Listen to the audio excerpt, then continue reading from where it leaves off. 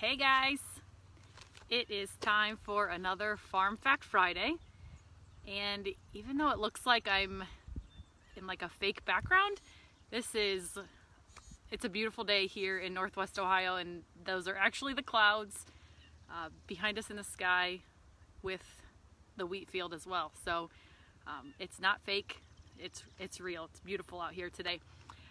So I wanted to talk about something that has been an issue for some of our farmers in recent days. And I know in days past we've talked about pests as they relate to our garden, but today I want to talk about a pest that has made its way to Northwest Ohio and has been an issue that needed addressed for some of our local farmers. So today we're going to talk about armyworms. So before we get into it, I'm just going to give some background about armyworms. I've been reading articles from the Ohio State Extension Office to educate myself and help to bring that information to you. So hopefully you enjoy learning about them a little bit.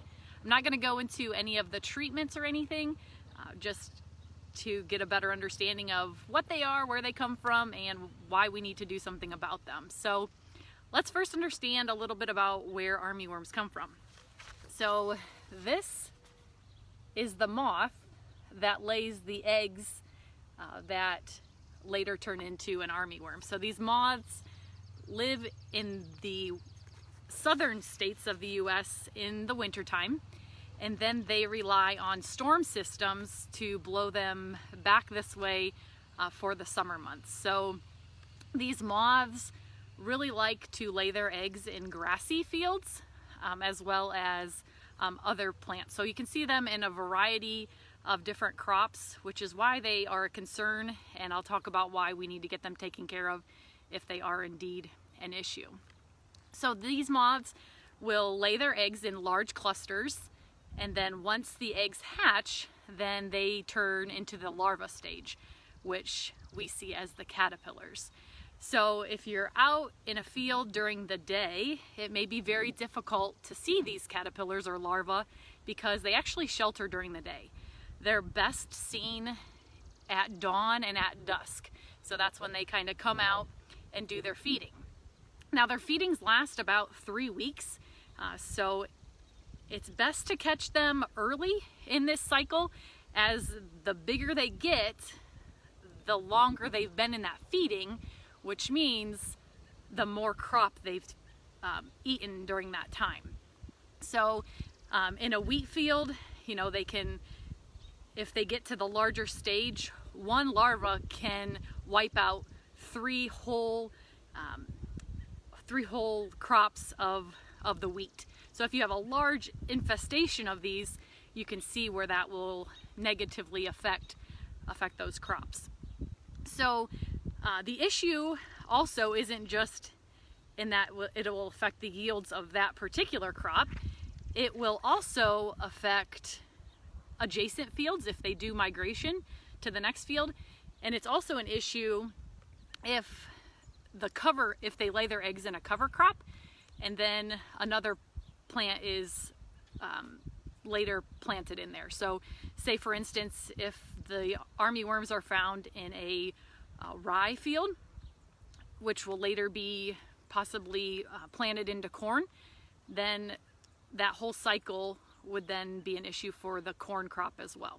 So this could be a huge issue, not only for the crops, but also for the yields, and you know, not just that particular field, but adjacent fields as well.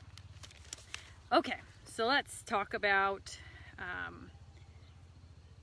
like I said, it could be in any of these crops, and the issue is where they're going next. So this is actually where they get their name.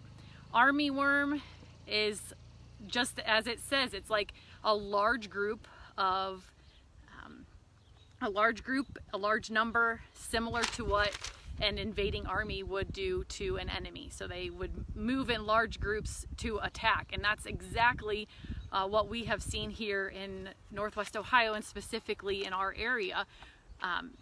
Earlier in the week, if you drove past some of the wheat fields similar to the one behind me, the roads were covered in armyworms, and this is exactly where they get their name. They're migrating to another place to feed off of another crop. So definitely a concern for our farmers, definitely something that if it is an issue, to have someone with expertise come out, such as a local co-op, so they can assess the situation, and if there's any need to treat that field, that it gets taken care of before it is too detrimental.